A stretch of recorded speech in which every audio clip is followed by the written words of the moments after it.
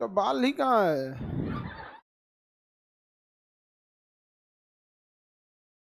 लग रहा है कोई सोन पापड़ी छोड़ा के रख दिया है।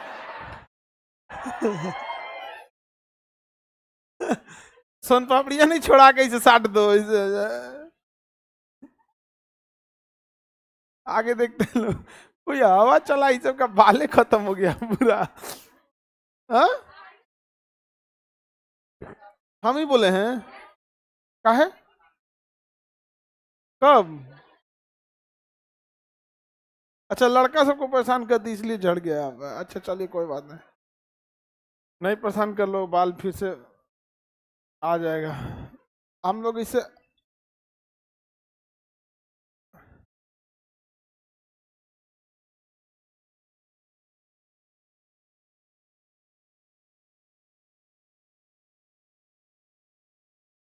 चलिए देखिए, हम लोग देखे थे शाहजहां का अंतिम समय जेल में बीता था। अपनी पत्नी की याद में क्या बनवाए थे? ताजमहल, जिसका असली नाम मुमताज महल था, मुंह हटा दिया गया, ताजमहल हो गया। अपने लिए ये काला ताजमहल बनाना चाहते थे, लेकिन इससे पहले इनको जेल में डाल दिया गया। बेचारा का अंतिम समय बहुत कष्ट में बीता। इसे इसके नौकर चाकर ने क्या किया था? दफनाया था। और इसके बेटे के बीच में उत्तराधिकार के लिए क्या हो गया? युद्ध हो गया। उत्तराधिकार के लिए युद्ध हो गया, जिसे उत्तराधिकार का युद्ध कहा जाता है। औरंगजेब के बाद मरने के बाद, जो शाहजहां के मरने के बाद साम्राज्य लेने के लिए जो लड़ाई लड़ी गई, उसे कौन सा युद्ध कहा गया? कौन सा युद्ध? उत्तराधिकार का युद्ध। तब हुमायूं का, सबसे पहले तो बाबर आया, बाबर का बेटा हुमायूं, हुमायूं का अकबर, अकबर का बेटा जहांगीर, जहांगीर। बताइए इसमें सबसे ज्यादा लाल पीला हरा कौन करता था? हाँ, जहांगीर। जहांगीर के बाद शाहजहां, शाहजहां, शाहजहां, शाहजहां के बाद, शाहजहां के बाद औरंगजेब। देखिए शाहजहां के अगर हम बच्चों की बात करते हैं तो इसमें आपको 7 बच्चे मिलेंगे। कितने? 7। क्योंकि पुरुष प्रधान समाज है, तो यहाँ पे सबसे पहले मेरे दारा सिको, दारा सिको, दारा सिको, सासुजा, सा सासुजा, मुराद और औरंगजेब, मुराद, औरंगजेब। जहां नारा, रोशन नारा, गौहन नारा, जहां नारा, रोशन नारा, गौहन नारा, जहां नारा, रोशन नारा, गौहन नारा। अब जहानारा जो थी ना, वो औरंगजेब का साथ दी थी। जहानारा किसका साथ दी थी? औरंगजेब। किस युद्ध में? उत्तराधिकार के युद्ध। उत्तराधिकार के युद्ध में जहानारा जो थी वो औरंगजेब का साथ दी थी। हालांकि जहानारा का विवाह नहीं हुआ, वो वैसे ही रह गई। हाँ, वैसे रह गई। वो गाना है ना, मेरा जीवन कोरा कागज कोरा ही रह गया, समझ में आया? तो जहानारा का विवाह है नहीं किया सब। बताओ गलत बात है कि नहीं? याद कर देना चाहिए, कहीं नेपाल उपाल के राजा से कर दो। अच्छा, उस लेवल पे एक बहुत दिक्कत भी आता है ना, कि एक राजा का घर का है तो इधर उधर ब्याह नहीं कर सकता है। बड़ा कठिन जीवन हो जाता है। जितने हाई प्रोफाइल आप होते जाएंगे ना, आपका पर्सनल जीवन उतना कठिन होते जाएगा, और प्रोफेशनल जीवन आपका उतना ज़्यादा जिम्मेदारी भरा हो जाएगा।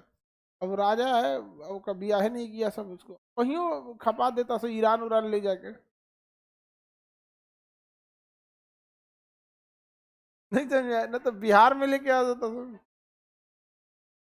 हाँ, जहानाबाद है ये, उधर उधर एक खंभा देता जहानारा को।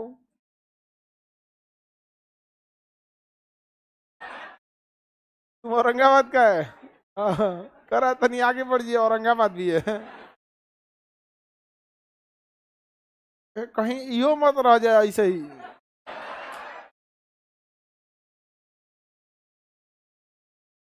तो देखिए इसमें युद्ध होने लगा।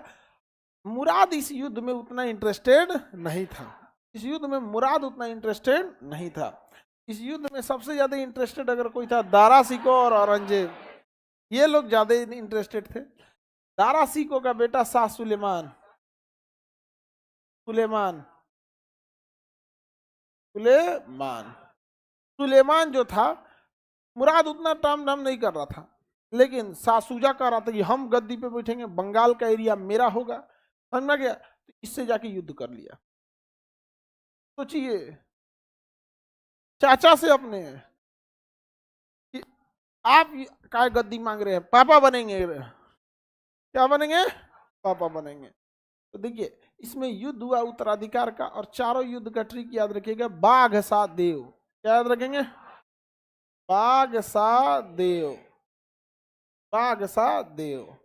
अब इसमें पहला युद्ध जो हुआ 58 में, कब, कोने, 1658 कि 1558, अरे बकलो 1558 में तुम लाएगा, बाबर है 1556, 1526 में पानीपत का लड़ाई लड़ रहा है, 1558 में तुम इतना जल्दी खत्म कर देगा, तुम क्या समझ रहे हो, बिलार का वंशज है सबका। 10-10 साल में वंश चेंज हो जाएगा, नहीं ना होगा। तो बताइए, यहाँ हो गया बहादुरपुर का युद्ध, कौन सा, बहादुरगढ़, बहादुरपुर का युद्ध, और घरमट का युद्ध, सामूगढ़ का युद्ध, और देवराय का युद्ध। तो पहला बहादुरपुर, कौन सा युद्ध, बहादुरपुर का युद्ध।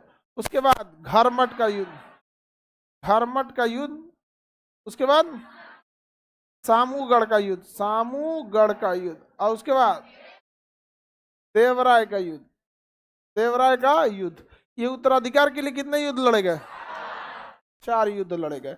इस पहला युद्ध जो था ना, बहादुरपुर का युद्ध, इसमें सुलेमान ने किसे हरा दिया, शाह सूजा को, सुलेमान ने हरा दिया शाह सूजा। अब सोचिए, सुलेमान जो था वो दारा सिको का क्या था, बेटा, हरा दिया किसको, शाह सूजा को, क्योंकि शाह सूजा क्या मांग रहा था, बंगाल, कह रहा था बंगाल हमारा हो जाएगा यहाँ पे। इसको मुराद अपने से साइड हो गया। तब तक दक्षिण भारत में कौन था, औरंगजेब। दक्षिण भारत से औरंगजेब आ गया, कहा कौन लड़ाई लड़ रहा है, कहा क्या हो गया। सबसे पहले तो शाहजहां को जेल में भेजो। मरल था ही नहीं, बीमार पड़ल था, और इसको घोषणा कर दिया, सबकी हल्ला कर दिया, से क्या हो गया, मर गया। जबकि हुमायूं मर चुका था, तो हल्ला किया गया था कि नहीं मरा। 16 से 17 दिन तक क्या किया गया था, छुपा के रखा गया था 17 दिन तक। आई मर में नहीं गया तो हल्ला कर दिया, से क्या हो गया, मर गया यहाँ पे। अब दक्षिण भारत से आ गया औरंगजेब। अब देखिए, यहाँ युद्ध चल रहा था, यहाँ कौन था, सुलेमान, इधर से कौन आया था, शाह सूजा। दोनों के बीच में युद्ध हुआ। तब तक ये जीत गया सुलेमान, और नीचे से कौन पहुंचा, औरंगजेब। भग भग भग यहाँ से, हम राजा बनते यहाँ पे, सारा खेले गड़बड़ कर दिया, भाग यहाँ से, राजा बनेंगे राजा। घरमट के युद्ध में किसको भगा दिया, शाह सूजा देखते भाग गया। शाह सूजा क्या हो गया, शाह सूजा तो ऐसे भागेगा क्योंकि दारा से छोड़िए ना, उसका बेटा से हार गया। आई देखे के डरा गया मुराद, कहा कि हमरा कहीं को लाहौर वाहौर के कहीं गवर्नर बना दीजिए लोग, हम वही ठीक है। एक पत्नी डरपोक थी, कह गए नून रोटी खाएंगे, लड़े न जाएंगे। तो महिलाएं जो जीवन होती है ना, स्टेबल तौर पे जीना चाहती हैं, समझा गया कि नहीं। उनकी लाइफ में ना एक स्टेबिलिटी बहुत मायने रखती है। पुरुषों में स्टेबिलिटी से कोई मतलब नहीं है, जीवन में है कठिन उतार चढ़ाव, उनको थोड़ा सा ना लगता है कि लड़ाई झगड़ा नहीं करो, रिस्क लेने की क्या जरूरत। उनको ना लाइफ में बहुत स्टेबिलिटी चाहिए, क्योंकि घर परिवार इमोशन से चलता है, और वो घर परिवार में ज्यादा रहती हैं, तो इमोशन में ना स्टेबिलिटी बहुत होना चाहिए। पुरुष बाहर रहता है, बाहर में ना उसको इमोशन स्टेबिलिटी देखा है समाज में, उतार चढ़ाव A to Z, उसको उतना नहीं होता है, रिस्क ले लेते हैं यहाँ पे। लड़की लोग बताओ गलत बोल रहे हैं, हाँ। अच्छी बात है स्टेबिलिटी, अगर फैमिली देखनी है तो स्टेबिलिटी बहुत ज्यादा जरूरी होती है। तो पैसा कमे रहे, शांति से जीवन बीते, है ना। इसलिए फिल्म उल्म में भी देखिएगा ना, कोई हीरो रहेगा वो गुंडई करेगा, पैसा वैसा कमाएगा, तो हीरोइनिया का छोड़ दो, हम लोग कहीं जॉब करेंगे लोग, हाँ। अब वो छोड़वा दौड़वा के कहीं जॉब कराएगी तो दिखाएगा वो मजदूरी कर रही है, मजदूरी कर रहा है, खूब बढ़िया से टिफिन लेके आ रही है। देखना नहीं, सब फिल्म में यही सब दिखाता है हम, हाँ। अब खड़े सामने में पूछेगी कैसन बनल है। अरे हट जा तब ना बताएगा कैसन बनल था। कौन सी बोलती है तो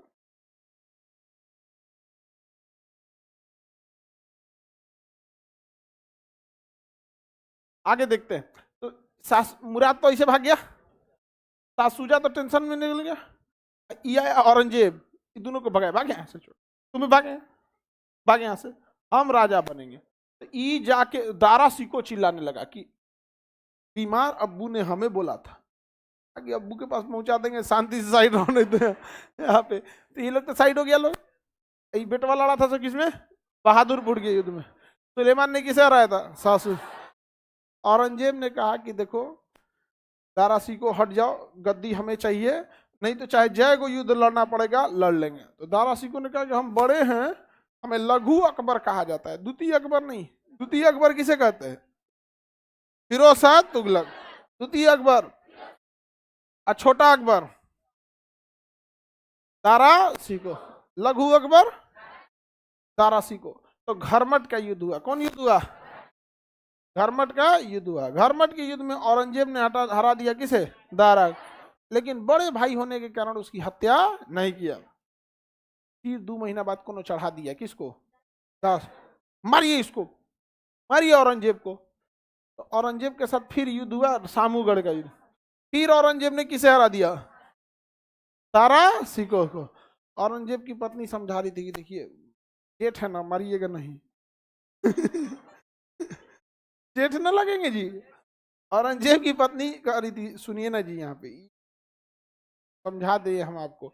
इसकी पत्नी कह रही थी औरंगजेब से, औरंगजेब की पत्नी से कि समझा दीजिएगा अपने बुढ़ऊ को, मार मत दे। समझा रही थी कि मत मारिए दारा सिको को, जेठ है पाप पड़ेगा, ये हो। कहा ठीक है छोड़ देते। सामूगढ़ का युद्ध हुआ, इसमें फिर औरंगजेब ने हराया दारा सिंह। दारा सिंह को माफी भी मांग लिया। औरंगजेब की पत्नी भी आई, कही कि समझा दीजिए इनको, अपने बुढ़ऊ को, तो निपटा देगा, हमारा बुढ़ऊ कोई ठीक नहीं है। तो सारा समझा के दारा सिंह को चला गया शांति से। फिर कोनो दारा सिंह को चढ़ा दिया, 1 साल बाद फिर चढ़ा दिया यहाँ पे। तो फिर आया किस युद्ध में, देवरा का युद्ध। किसमें, देवरा के। इस बार औरंगजेब अपनी पत्नी के सुनबे नहीं किया, मार दिया जो यहाँ से, भाई यहाँ से। नौटंकी बार बार बार बार मार के आया, अकर आई जेठ निपट गई लो बार बार समझा रहे थे कि नौटंकी मत कर। फाइनल समझाया था उसने सामूगढ़ के युद्ध में। और दारा सिंह को रेडी हो गया था कि हम सत्ता छोड़ देंगे, लेकिन सामूगढ़ के युद्ध के बाद दारा कंट्रोल हो गया कि क्या कि अब हम सत्ता नहीं लेंगे। और औरंगजेब ने अपना राज्याभिषेक भी करा लिया, सोचिए राज्याभिषेक भी करा लिया। 1 साल बाद फिर युद्ध पे उतर गया वो दारा सिंह को। तो अब कहा कि अब ना सुन तो क्यों मार दो इसको, मार दिया वहां। फिर राज्याभिषेक कराया, 2 बार राज्याभिषेक कराया। कितनी बार, 2 बार राज्याभिषेक कराया।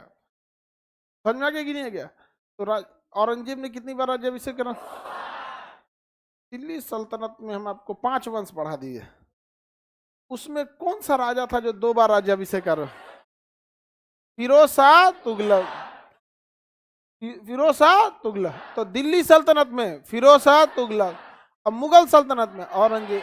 कितनी बार राज्याभिषेक, 2 बार। किस राजा के मृत्यु के बाद या अंतिम समय में उत्तराधिकार का युद्ध प्रारंभ हुआ था, हाँ, शाहजहां। कितनी उत्तराधिकार की युद्ध, शॉर्टकट में क्या कहेंगे, बाघ साहदेव, बहादुरपुर, घरमट, सामूगढ़ और देवरा।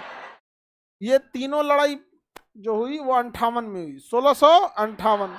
अब वो हो गया 59, लास्ट वाला 59। तो 1658 से लेके 1659, 1658 से लेके 1659, इसके बीच में कितनी लड़ाइयाँ लड़ी, 4। शुरुआत की 3 लड़ाई 1658, अंतिम लड़ाई 58 में भी एक बार राज्याभिषेक कराया और 59 में भी राज्याभिषेक कराया। और औरंगजेब बैठ गया गद्दी पर, साइड कर दिया दारा सिको को। हालांकि दारा सिको धार्मिक रूप से सहिष्णु था, वो वेद और पुराण का फारसी में अनुवाद करा रहा था, इसे लघु अकबर कहा जाता था। लेकिन दारा सिको एक राजा से ज्यादा एक साहित्यकार की भूमिका में आ गया था। और वो राजा कौन चीज जो अपने परिवार को ना कंट्रोल कर पाया, साम्राज्य से कंट्रोल करना तो बड़ी मुश्किल था। समझ में आ गया कि नहीं आ गया? राजा जिस दिन हथियार त्याग देगा, कितना भी बड़ा सिंहासन हो जाए वो बिखर जाएगा। अशोक ने क्या किया? अरे भाई नहीं लड़ना था मत लड़ो ना, घोषणा क्या करते हो कि मैं कभी युद्ध नहीं लड़ूंगा।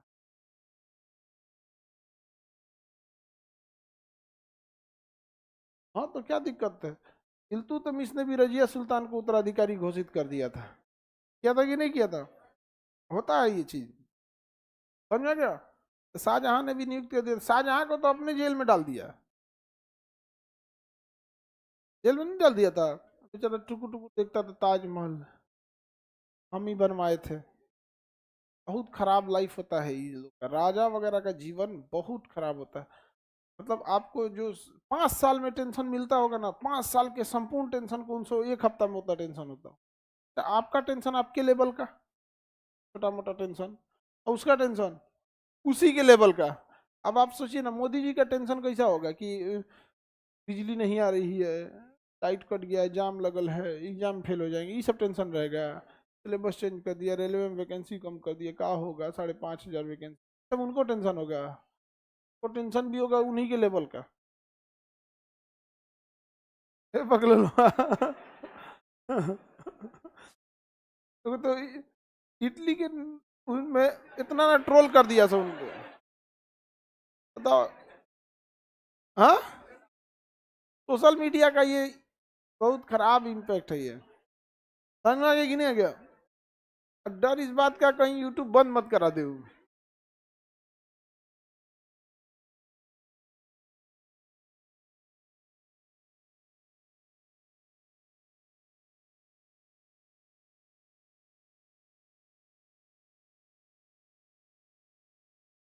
रे गधा कहेंगे।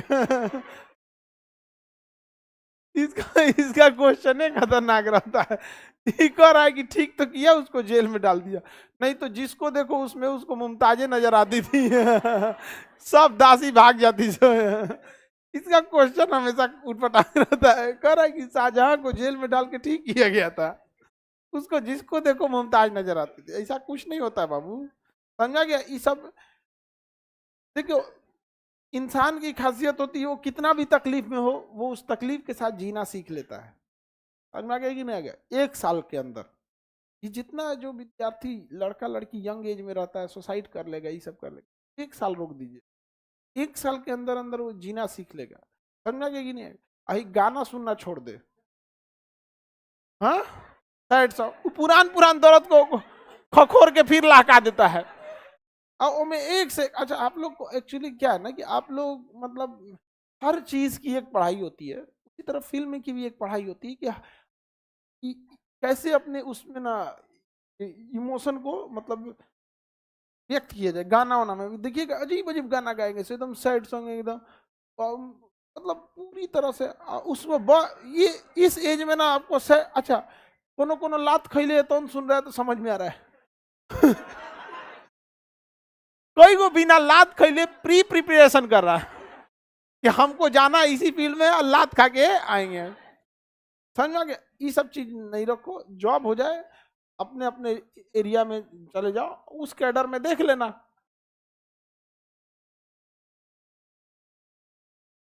नहीं समझे?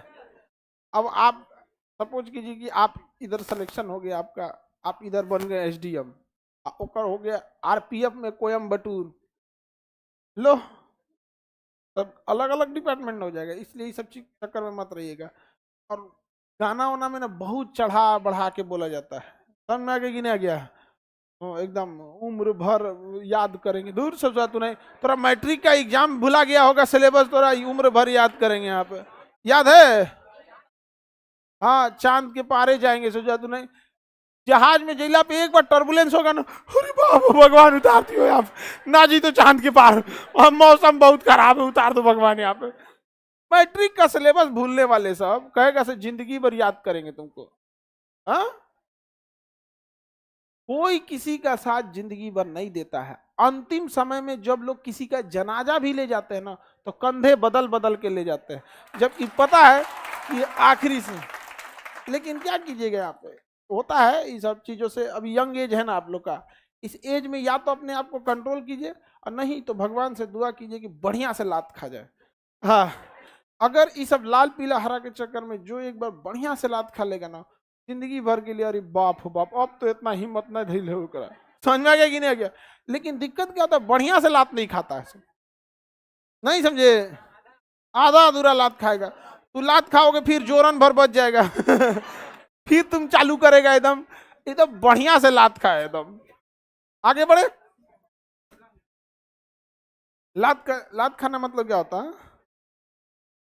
अरे तू तो पहले आवते लात खाएगा, तू भाई यहां से बकलवा कहीं का। आगे बढ़े। किसी को दिक्कत? हम कौन जी कहता है 7 साल बाद लात खाए थे, अब तब तो तुम पक्का सुधर गया होगा। अरे बाप हो बाप, अब एकदम ही सुधर गया, मोक्ष मिल गया होगा इसको। आगे बढ़े। तो उत्तराधिकार के युद्ध के बाद राजा कौन बन गया? औरंगजेब। कितनी बार राज्याभिषेक करा? औरंगजेब की माता मुमताज। अरे भाई माता वही ना रहेगी ताजमहल वाली, औरंगजेब। औरंगजेब, इसकी माता का नाम मुमताज, इसकी माता।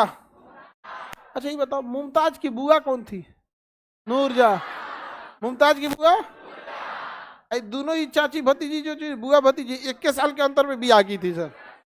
11-12, 1611 में मुमताज नूरजहां और 1612 में हाँ मुमताज। समझ में आ गया? हालांकि नूरजहां सोची थी कि मुमताज से ब्याह करा के शाहजहां को कंट्रोल करेंगे, वो अपने खतरनाक निकल गई मुमताज। आगे बढ़े। तो औरंगजेब की माता मुमताज, तो इसकी माता हो गई मुमताज। बाप का तो पता है शाहजहां, और माता मुमताज। मुमताज, जबकि इसका ज्यादातर पालन पोषण, जैसे अकबर का पालन पोषण धाय माने किया था ना, महा मान गया, उसी तरह ये तो मेकअपे में परेशान रहती थी अपने। मुमताज जो है ना, हम अपने मेकअपे में परेशान रहती। तू तू रोक रहा धक दुनिया भर कर हाँ। तो इसका पालन पोषण किसने किया? नूरजहां। नूरजहां किसने किया? नूरजहां। अरे ऐसे कहीं बिंदु रहेगा जहां से तो लगा देना। अरे तुम हंसता क्यों है? यहाँ पे मेकअप जरूरी है ना, किसको लिख रहे हो पता नहीं है? नूरजहां।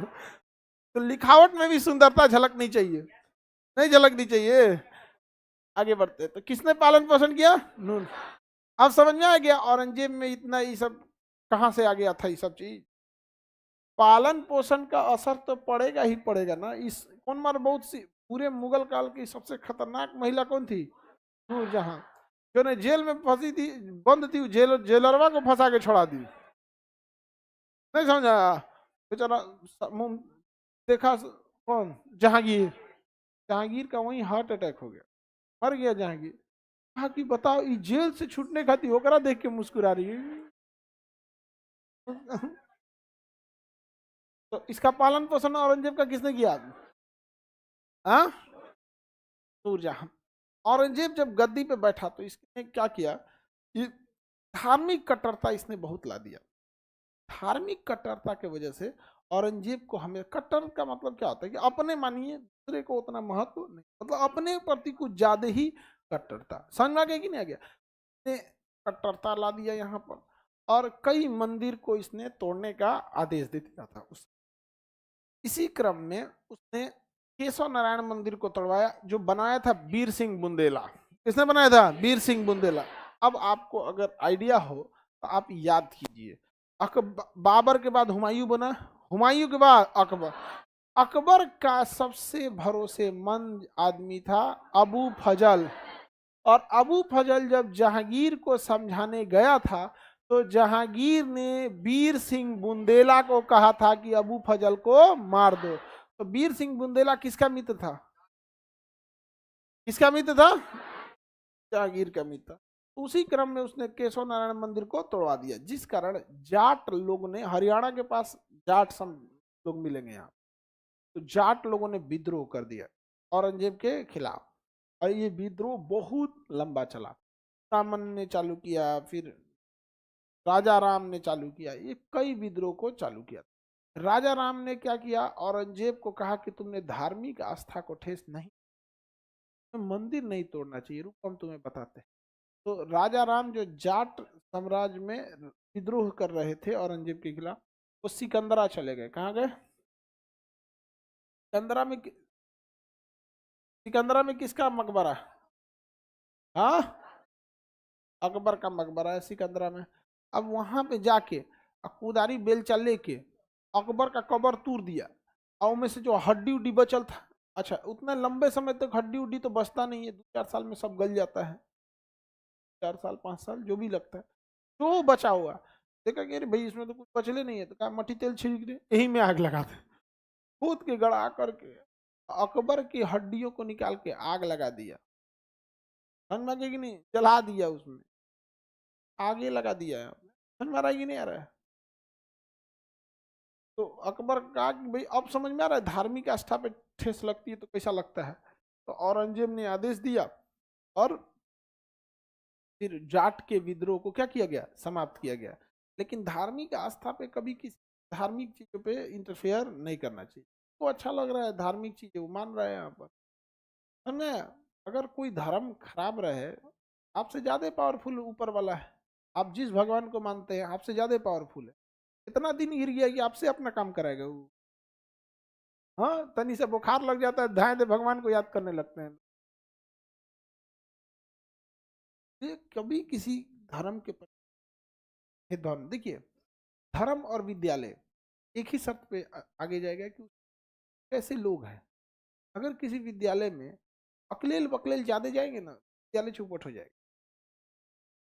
और किसी भी धर्म में अगर अकलेल बकलेल ज्यादा घुस गए तो धर्म चौपट हो जाएगा। आप देखिएगा यहूदी, दोनों अकलेल बकलेल उसमें नहीं मिले, छोटी कौम है यहूदी, लेकिन देखिए बेहतरीन का है।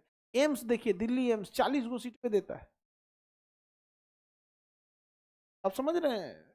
20 लाख फॉर्म भरिएगा नीट वगैरह करना, तो 40 गो को लेगा दिल्ली एम्स, इतना टफ लेता होगा। तो वहाँ अकलेल बकलेल को लेवे नहीं करता है। तो दिल्ली एम्स आज कहाँ है?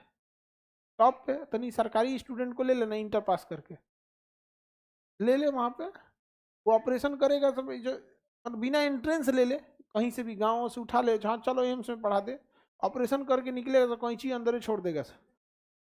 पेशेंट को चलने में दिक्कत होगा, तब पता है कैंचिया छूट गई लो।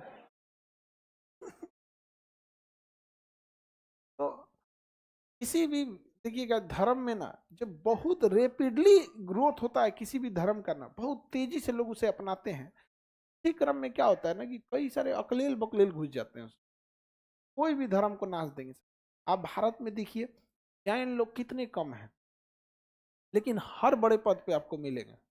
पारसी धर्म के लोग, सिख धर्म के लोग, सिख धर्म कौन सा बहुत ज्यादा हैं लोग, बहुत ज्यादा तो है नहीं सिख धर्म, 1%, 1.5% के आसपास, 1 से 1.5%। लेकिन उन लोग क्या है कि अभी वो सब बिजनेस अपना करते हैं, ईमानदारी से काम करते हैं। जहाँ भी धर्म में आपके संख्या बढ़ाने के चक्कर में जाइएगा, संख्या तो 10 साल 50 साल में तो बहुत तेजी से बढ़ेगी, लेकिन इसका दुर्भाग्य क्या होगा कि अकलेल बकलेल जैसे घुसेगा सब धर्म में, तो 200 साल 300 साल बाद वो बकलोलों की एक पूरी फौज तैयार होगी, बिना मतलब बात बोलने लगेगा। समझ में आ गया कि नहीं? समझदार इंसान कभी उतावला नहीं होता, समझे? और राजनीति, प्रेम और धर्म कोई समझा रहा है तो इसकी असली मत लीजिएगा उसको, चीजों को आपके कितने भी लॉजिक देने से उसको कोई फर्क नहीं पड़ने वाला। आराम से बात बोलिएगा, निकल दीजिएगा, अपनी बातें अगर रखनी होगी तो रख लीजिएगा, बट इस उम्मीद में मत रखिएगा कि वो आपके विचारों से सहमत होगा, कभी नहीं होने वाला है ये सब चीज। अब देखिए किसी भी जगह पर 3 चीजों में किसी का हस्तक्षेप नहीं करना चाहिए। दुनिया का कोई आदमी तो नहीं समझाता मुमताज शाहजहां को, मुमताज के लिए मत बनवाओ ताजमहल, कुल पैसा खर्चा हो जाएगा, पता एक जोड़वा दो इसी, बलि दिला खस्सी की जगह यही जाएगा यहाँ पे। समझ में आ रहा है कि नहीं आ रहा है? किसी को दिक्कत? सब में ज्यादा समझाना चाहिए। स्वामी विवेकानंद जो थे ना, एक बार गए थे अमेरिका, पूरा वहाँ धार्मिक सम्मेलन में, शिकागो में अमेरिका में, तो वहाँ पे क्या हुआ ना, एक व्यक्ति था, इनको नीचा दिखाने के लिए सभी धर्म ग्रंथों को रखा, और बाइबल को एकदम नीचे रख दी, गीता को एकदम नीचे रखा, बाइबल को एकदम ऊपर रखा। कहा कि देखिए ये है। फिर कहा कि कानून कुछ बोल ही नहीं रहे थे। हाँ ठीक है, सारे धर्मों की किताबें हैं, सबसे ऊपर बाइबिल है क्योंकि इसका स्थान ऊपर है। सबसे नीचे उनको जलाने के लिए गीता रखा था कि गिर जाएंगे। नहीं, भड़काता है सब। तो स्वामी विवेकानंद कहेंगे रुक तोरा बतई तो लहराएगा हमको, कहेंगे देखो ये हल्की चीज होती है ना, थोड़ा सा बिल्डिंग को सजाया जाता है तो जो सबसे मजबूत बुनियाद होती है ना, सबसे मजबूत बुनियाद उसको नीचे रखा जाता है ताकि सबका लोड रोक सके। बाकी धर्मों के बारे में कुछ कहा ही नहीं, कुछ कहा ही नहीं उन्होंने। उतने पे वो लहर गया, वो लहर गया वो। लेकिन वही अगर अकलेल वकलेल था ना, हमारे ऊपर रह तो गीता तो को ना, बेचारा लहर गया, उसको चल गया वहां पे। तो जितने अच्छे लोग रहेंगे ना धर्म में, धर्म भले मानने वालों की संख्या कम रहेगी, बहुत आगे जाएगा। अकलेलवा बकलेलवा क्या करेगा सब, तो कुछ नहीं जानेगा वो ज्यादा चिल्लाने लगेगा। समझ में आ गया कि नहीं आ गया? आगे बढ़े। तो इसने, नूरजहां ने इसका पालन पोषण किया। धार्मिक रूप से काफी ज्यादा क्या था, कट्टर था। कहा कि कोई संगीत नहीं सुन सकता है। बताइए क्या है, कोई वीणा उणा बजा दिया ही, सारंगी उरंगी जो ढोल ताशा का सब प्रतिबंध लगा, फाड़ देंगे ढोल की तरह खोपड़ी तुम्हारा यहाँ। कोई ढोल ताशा नहीं। फूल बेचारा संगीतकार से उनका रोजगार होता है। वो उस समय क्लास वगैरह थोड़ी थी, संगीत एक रोजगार होता, तो बेचारा भाग गया सब वहां से। कहा कि चलो अब कहीं यहाँ पे चित्रकार था सब एक से एक, थोड़ा पेंटिंग बना के माला टांग देंगे एचडी में एकदम। दोनों पेंटिंग बना दिया। मुगल चित्रकार भाग के आया सब पटना। कहाँ आया सब? पटना। तो हर जगह की अलग चित्रकारी होती है। अब जैसे यहाँ पे जो आप छोला बनाइएगा और दिल्ली में जो छोला बनेगा, दोनों में अंतर है। वहां एक पंजाबी स्टाइल में बन जाएगा। तो जो चित्रकार वहां से भाग के कहाँ आया सब? पटना। तो पटना में पहले से पेंटिंग चल रही थी और उधर से कौन चलाया सब? मुगल। और दोनों का मिक्स हुआ और धीरे धीरे एक नई कला विकसित हुई, पटना कलम शैली। क्या चल हो गई? पटना कलम।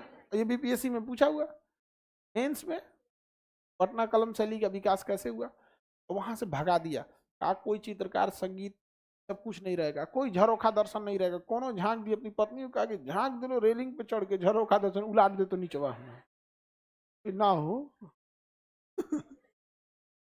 इसकी पत्नी का नाम रजिया दुरानी या दिलरास बानो बेगम, रजिया बीबी या दिलरास बानो बेगम, दिलरास बानो बेगम। औरंगजेब का पूरा जीवन संघर्ष और युद्ध करते में रह गया, पूरी जीवन। राजा बनने से पहले, राजा बनने के दौरान और राजा बनने के बाद हमेशा युद्ध करता ही रहा। शाहजहां ने इसे दक्षिण भारत जीतने की जिम्मेदारी दी थी। दक्षिण भारत मुगल हो या फिर कुछ भी, वो हमेशा से उत्तर भारत के कंट्रोल में रहा ही नहीं है। तो राजा बनने से पहले भी संघर्ष कर रहा था, राजा बनने के दौरान उत्तराधिकार की लड़ाई में लड़ा, और राजा बनने के बाद भी संघर्ष करते रहा, संघर्ष करते रहा। उधर पत्नी करिए कि आप कैसे आदमी हैं, हमारे ससुर को देखिए, शाहजहां को ताजमहल बनवाए हैं, हमारे लिए भी ताजमहल बनवाइए, हमारे में कोई कमी है? एक तो जब कोई बात बोलता है दिमागे लहर जाता है। नहीं समझ, दुनिया का कोई आदमी ऐसा हो सकता है, आदमी या औरत कोई भी, जिसके अंदर कोई कमी ना हो? सबके अंदर कमी है। अब ये जब कोई बात बोलता है हमरे में कोई कमी है, दिमाग में लहर जाता है, एकदम धुआं हुआ फेंक देता है इधर से इधर। आप बताओ, लड़की या लड़का कोई भी ऐसा कोई है जिसमें कोई कमी नहीं है? तीन चार चीज आदमी है, मेरे में क्या कमी है, ये गोए पे लहर जाता है दिमाग। हम किसी से कम, दुनिया का हर इंसान में कोई ऐसी चीज है जो दूसरों में नहीं है, सब में अपना है। और एक वो नहीं होता ऐसा, कुछ बोल गलती करेगा साहब, बोल दीजिए तो 2 दिन मुंह फुले ले रहेगा साहब। नहीं समझाएगा?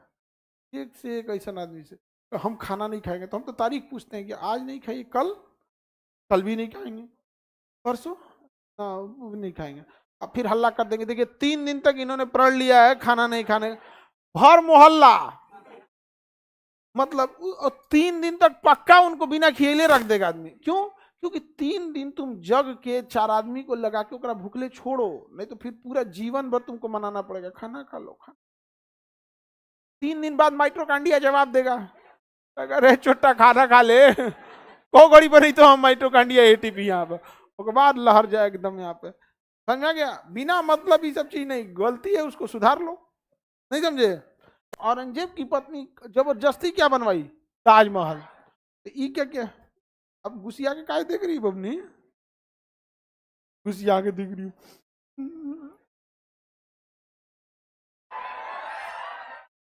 आप लोग को बताए ना हम क्या करना है, हाँ? भूखे नहीं छोड़ना है, हल्ला कर देना है। शपथ लिया इन्होंने संलेखना करेंगे। और क्या, पढ़ाए तो है ना आप लोग को संलेखना। संलेखना से तन से पहले सब लोग को 40-50 आदमी को मिला के पूरा अनुष्ठान करके फिर खाना पीना खिला दीजिएगा। आज से अब ये खाना पीना शुरुआत कर दिया हम। मजा लोग बात को घुसी आ जाए। हाँ चलिए।